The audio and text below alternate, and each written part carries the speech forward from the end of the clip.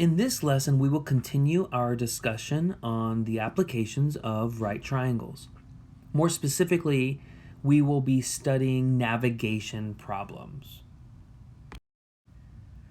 In these problems, we'll be using bearing. Bearing refers to the direction of motion of an object, such as a ship or an airplane, or even the direction of a second object at a distance relative to the ship or airplane. Now, we're going to have two different ways or two different methods for expressing bearing. So let me give you the first method for expressing bearing. The first method will be whenever a single angle is given, it's always understood that bearing is measured in a clockwise direction from due north. Here are some sketches to help us understand some diagrams. This would be 32 degrees due north here. So notice that this is opening clockwise. This is due north right up here, right? And so from due north, opening clockwise, this would be 32 degrees. A bearing of 32 degrees.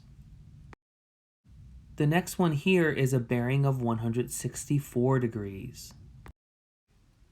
This next one here would be a bearing of 229 degrees. Notice again that it's always from due north and opening clockwise.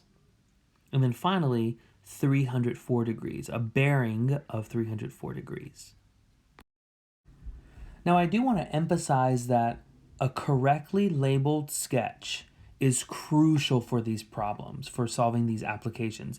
It is so crucial that you are able to get a picture or a sketch, even if it's a rough sketch, but your sketch must be accurate. It must be correct with respect to the application, okay? So make sure that you read carefully.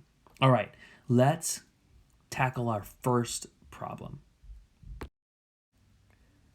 Radar stations A and B are on an east-west line, 3.7 kilometers apart.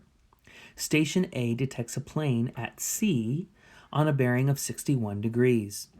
Station B simultaneously detects the same plane on a bearing of 331 degrees. Find the distance from A to C. Now, ladies and gentlemen, these applications are applications of right triangles. So for each application, sketch a diagram. And when you sketch your diagram, if you do it correctly, you should have a right triangle. All right, so here is the beginning of my diagram. This is station A right here, and this is station B. We do know that they are 3.7 kilometers apart. Now, they tell us that station A detects a plane at point C, okay, at some location C, on a bearing of 61 degrees. Now, they just gave us one angle here. It's a bearing of 61 degrees, so we have to consider this or understand this to be due north. So let me show you a bearing of 61 degrees. So here we have due north here. I went 61 degrees, right? And of course, this is a sketch, right? So this is not completely accurate, but I went 61 degrees out here, and there is point C there. This is where they detect the plane on a bearing of 61 degrees. Now, I gave an approximate location of where C might be, okay? The important thing, though, here is not how far C away is right here. The important thing is that this is 61 degrees due north. This is a bearing of 61 degrees, okay? That's the important part. Okay, so here, this is where the plane is. Now, station B simultaneously detects the same plane on a bearing of 331 degrees. So let's show that now. So here it is, folks. Here's my due north for station B, all right? And then remember you have to open clockwise, right? Clockwise, 331 degrees. And there is the detection of the same plane at point C, all right? So this is our goal. Our goal is to find the distance from A to C, from here to there. Let's give that distance, I don't know, how about B? Let's call it lowercase b just because it's opposite angle B. So that's our goal, to find the distance of side B here, all right, from A to C. Keep in mind we have two significant digits. Look at all of the measurements that they've given us. The least number of significant digits is 2. So when we give our final answer for B here, for this chord A to C, the side length, remember 2 significant digits. And don't forget that we're talking about kilometers. All right. Now, this is the idea, folks. How can we take this given information, all of this is given information that we've drawn so far, and show that this triangle here is a right triangle?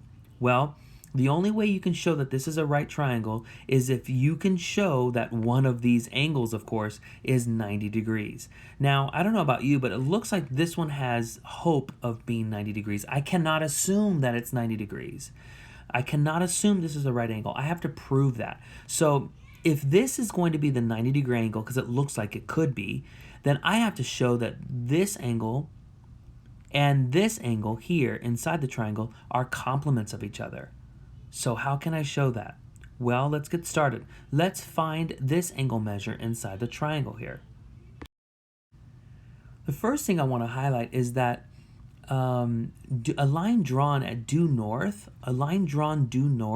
is going to be perpendicular to an east-west line. This is an east-west line. That's what they told us.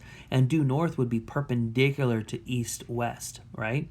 So that means because these two sides here are perpendicular, that means that this is a 90-degree angle, all of this.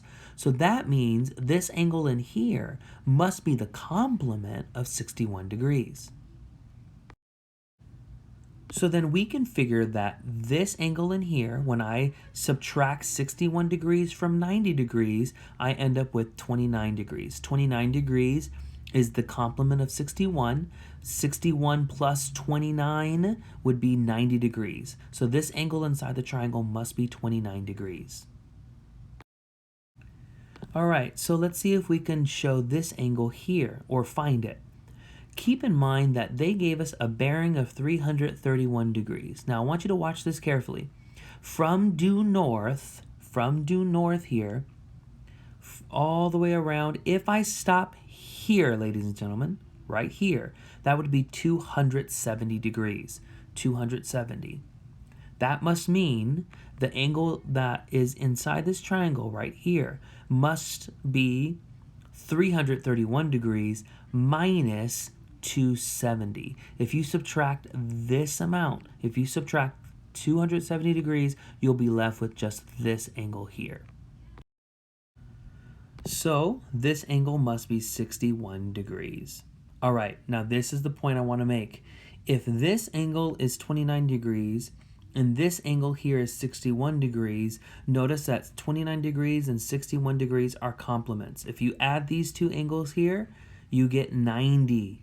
That forces this angle to be 90 degrees because the three angles within any triangle must sum to 180 degrees. So this must be 90 degrees, therefore this triangle must be a right triangle. Now that we have a right triangle, I can use a trig function to find my unknown. So what I'm going to do is I am going to use this angle here. I could use this one here, 61 degrees, if I wanted to. So I'm just choosing this angle here. 29 degrees. Notice that this side length here is the hypotenuse of our right triangle. Notice that the unknown is the side that is adjacent to this angle 29 degrees. So I can say cosine of 29 degrees is adjacent over hypotenuse. Cosine of 29 degrees is adjacent over hypotenuse and solve for B. Or I could use this angle and say sine of 61 degrees would be opposite over hypotenuse. Sine of 61 degrees is opposite over hypotenuse. Either way will yield the correct answer. Let's go ahead and go with the first option, cosine of 29 degrees. So I set it up, folks. Cosine of 29 degrees is the side adjacent to the side that's called the hypotenuse. So this is adjacent over hypotenuse, B over 3.7 kilometers. I multiplied both sides by 3.7 to isolate b, and so I'm getting that b is equal to the product of cosine of 29 degrees and 3.7 kilometers. So b is approximately equal to 3.2 kilometers. Now remember to use two significant digits, and also do not forget to use your correct units, which in this case is kilometers. All right, the second way or method that we will use to express bearing will be to start with a north-south line and then use an acute angle to show the direction, which will either be east or west from this line. Let me show you some examples. Here are some examples. This one here, notice that how it's given to you. It's always north or south first, and then it's always followed by an acute angle, and then east or west last. Okay, it always starts with due north or due south, and then your acute angle, and then either east or west. So this one would have been 42 degrees due northeast, right? 42 degrees due northeast. This one said start with a due south. Start with the south line. So we started with our south line, right? That's what that says. Start with your south line and then go 31 degrees east from there. So this is an acute angle opening 31 degrees east. So the east or west is telling you the direction in which you are to open. Start with a due south line, so we did, and then it says 40 degrees west from that line. Okay, from that line. So this is the second method for expressing bearing. All right, here we go. A ship leaves port and sails on a bearing of north 47 degrees east for 3.5 hours. It then turns and sails on a bearing of south 43 degrees east for 4.0 hours. If the ship's rate is 22 knots, which means nautical miles per hour, find the distance that the ship is from port. I think it's so crucial here to do our best to get an accurate picture. So let's do that. Okay, I wanted to show you my sketch step by step. So first I drew a north-south line, okay everybody? A north-south line. I put the port right here, just, I don't know, anywhere on that line. I put it right here, all right? I'm calling the port point A. This is where the ship leaves port, okay? The ship is here, it's leaving port, and it's sailing on a bearing of 47 degrees due northeast. So what I'm going to do is open from due north, right? From this line, due north, from this line, 47 degrees east. So it's this way, 47 degrees. So let me show you that. Okay, so this is opening from this direction this way, right? I can actually show that here. I failed to show it. Let me just move this. Give me a second to move this just a little bit here. And then let me show you that my angle is opening that way. From this line, due north, opening 47 degrees east. Okay, and the ship is here. Now I'm saying it's at this point. Let's just call it C. Okay, just, I don't know, just because. So it's going from here, there. Now the ship is here.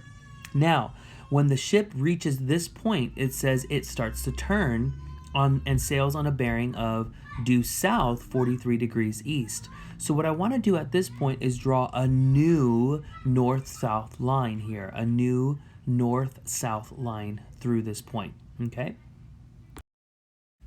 All right, here's my brand new north-south line, right? And from due south, that's what it says, from the south line, I need to open 43 degrees east. That means this way. So 43 degrees east here for 4 hours.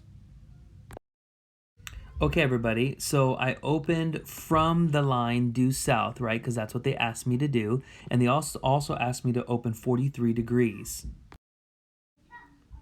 So there we have it, 43 degrees from due south, and now the ship is here. I just called it at point B. What I want to do is now connect A to B here, like so. All right, I'm trying to do this as neatly as possible. So I'm going to try to use the given information to show that this triangle that we formed here, actually, I'm going to outline the triangle now. This triangle here. Our goal is to try to make this or show that it is a right triangle. If I can show that it's a right triangle, then I can use one of my trig functions. Now, at the end of the day, they want us to find the distance that the ship is from port. This is where the ship is now. This is port. So this is the distance that they're asking us to find. Let's call this distance, well, let's just call it lowercase c because it's opposite angle c.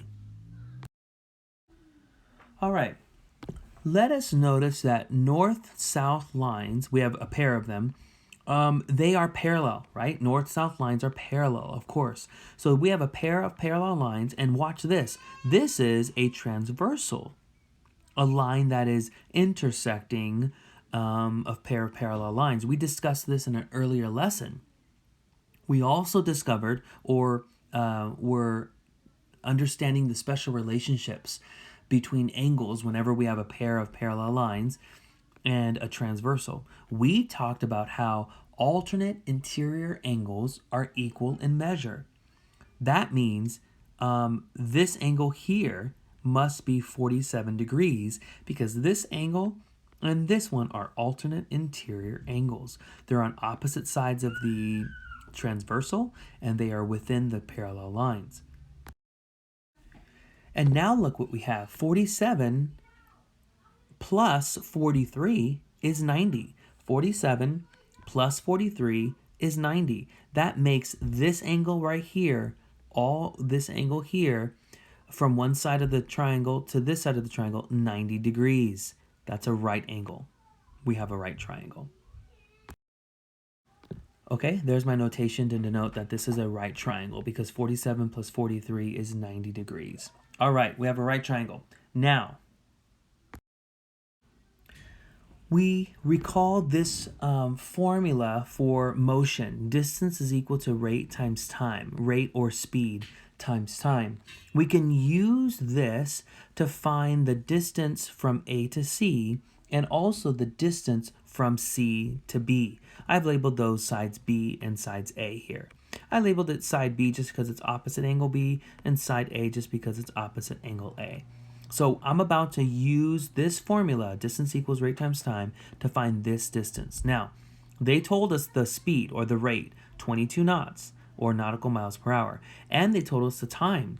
So when the ship first left the port, it went for 3.5 hours. It traveled for 3.5 hours at 22 knots, nautical miles per hour. So I'm going to multiply this rate by this time to get the distance of this first leg. I'll do the same thing. I'll take the rate of 22 knots and multiply it by 4 hours, that's the time, to get the distance of the second leg of the trip. All right, these are my findings. When I take the rate and I multiply it by the time, I get 77 nautical miles. That's this distance here. And when I take the rate and multiply it by this time, I get 88 nautical miles. Now I can use a Pythagorean theorem here because this is a right triangle. We proved it. And we know side A now, we know side B, and I can use it to find side C, which is the unknown, the distance from the ship to the port. So what I can do is I can solve for C, right, by just taking the square root of both sides. So I did that, and I also plugged in 88 for A and 77 for B, right? That's what we found. And so I'm finding that C is equal to, now remember, we only have 2 significant digits, right? 2 significant digits. So you must only use 2 significant digits. So because of that, I must round this value to the nearest tenth, right? So 2 significant digits. So 0 here is not counted as a significant digit, all right? It is not. So there's only 2 significant digits here, all right? So there's our answer. This was a lot of fun. Check out this example. The subtense bar method is a method that surveyors use to determine a small distance d this is a lowercase d, between 2 points P and Q. The subtense bar with length B is centered at Q and situated perpendicular to the line of sight between P and Q. Angle theta is then measured, and then the distance D can be determined. Let's draw a picture for this for sure, right? A picture will help. All right, so here is the 2 points P and Q, okay? Now, the problem says that surveyors use this method to find the small distance D, which is the distance between these 2 points. So the distance here between these 2 points P and Q is what's called D. So let's label this D, okay? This is D. Now, this distance here is the distance between the 2 points P and Q, and they say that a subtense bar with length B is centered at Q. So that means this is the bar. This is the subtense bar, and it's centered right at Q, and it's perpendicular to this line of sight. So this subtense bar is perpendicular to this line of sight here. It's perpendicular to this line. Now, this bar is of length B, okay? Now, notice that what we have, or what we can form really, is a right triangle. You can draw that right triangle, or you can do this one here, right? Because they said that this bar is perpendicular to the line of sight.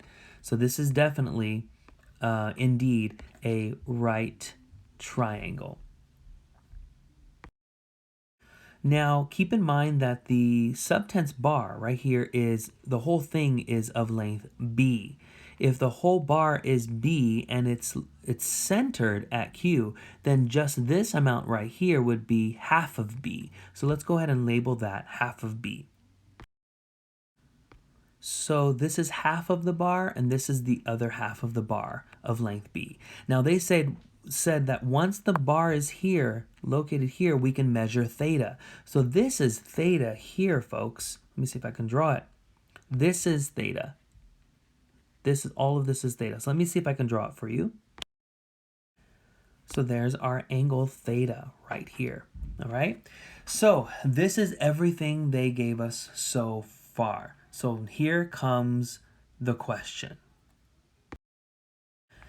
They want us to find D, this distance between these 2 points.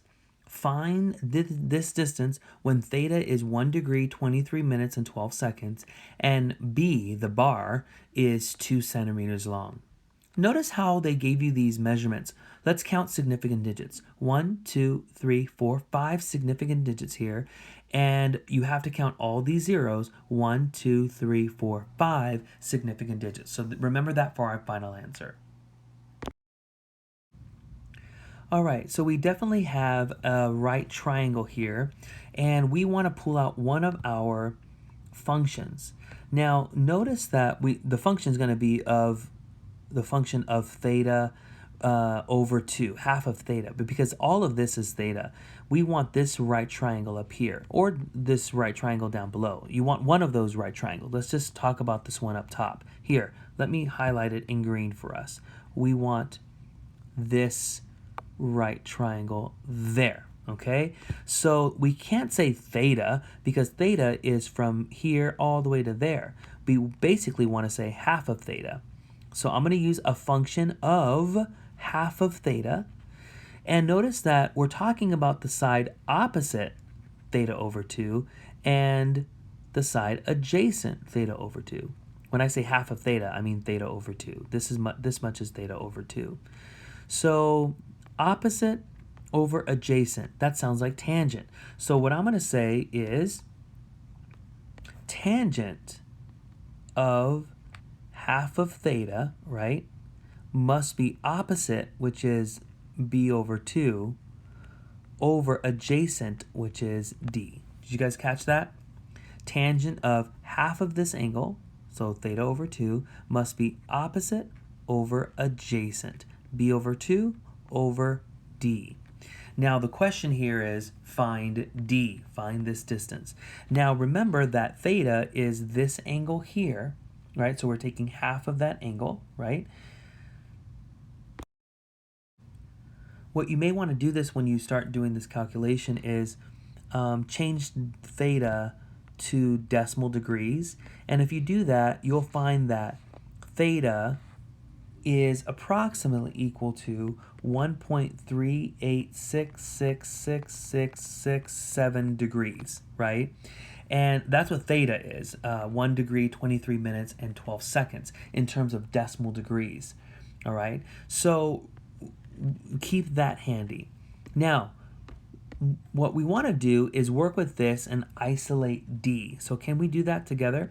So what I'm going to do to both sides first is multiply both sides by D, right? I'm going to multiply both sides by D. That'll eliminate D down here and put D right over here, okay? All right, and then what I want to do is divide both sides by tangent of theta over 2. All right, so that's what D will be equal to, exactly. Now it's time to start plugging in our information. Remember that B is 2 centimeters, so this is just 2 over 2, which is 1. So this whole numerator is just 1. And then theta we know is, do you remember we wrote it down, 1.386666667 degrees. So let's plug all this information in, shall we? So forgive my sloppiness, but it's 2 over 2 divided by tangent of 1.386666667 degrees divided by 2. Okay, now you want to be very careful when you punch all this into the calculator. Let me just keep on going here. So then D would be really equal to just 1 over tangent of. So what I did next here, guys, is I'm doing little by little, okay? I just punched in, let's see, I'm dividing this by 2. Okay, all I did was 1.386666667 degrees divided by 2. So this is 0.69333333, right?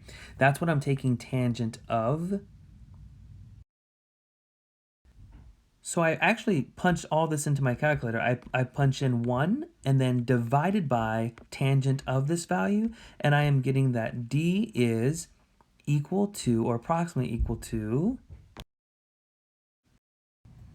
let's see, 82.63410,984. Now this is centimeters, but we want to use, what was it, 5 significant digits? So 1, 2, 3, 4, 5. That's where I'm going to stop right here, round to this 10th, 100th, 1000th place here. So my final answer will be that D is about 82.634 centimeters. Okay, everybody? So that was a really intense problem, but we got through it. And this is called the subtense bar method. Pretty cool.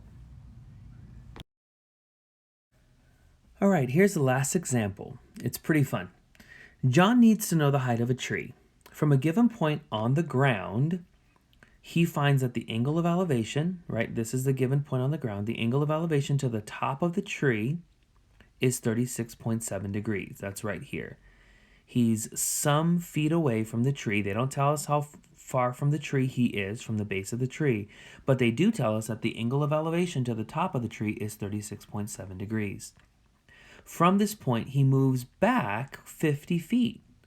From the second point, the angle of elevation to the top of the tree is 22.2 degrees. Find the height of the tree to the nearest foot. Okay, so this is where John is standing initially. X feet away from the base of the tree. The angle of elevation is 36.7 degrees. From this point, he moves back 50 feet, and now the new angle of elevation is 22.2 degrees.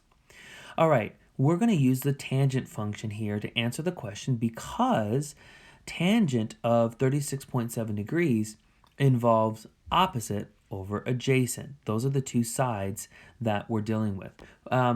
And maybe I went ahead of myself here. I do want to say that we have a right triangle, right? And so please notice that the sides that are in this problem under consideration are opposite and adjacent. That's the reason why I'm using the tangent function. Okay.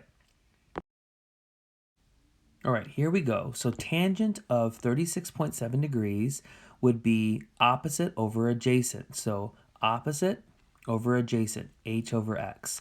What I would like for us to do here is to solve for h. Multiply both sides by x. So we get that the height of the tree is equal to the product of x and tangent of 36.7 degrees. Keep this handy, everybody. This is going to be really important. We'll come back to this. Now, let's do the same kind of thing, but with this angle.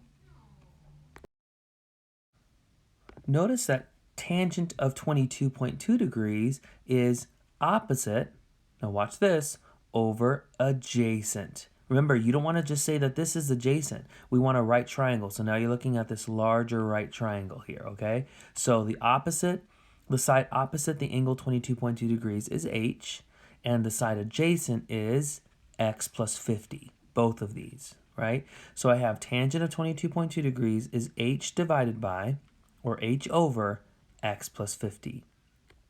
Now please solve this for h. Multiply both sides by x plus 50.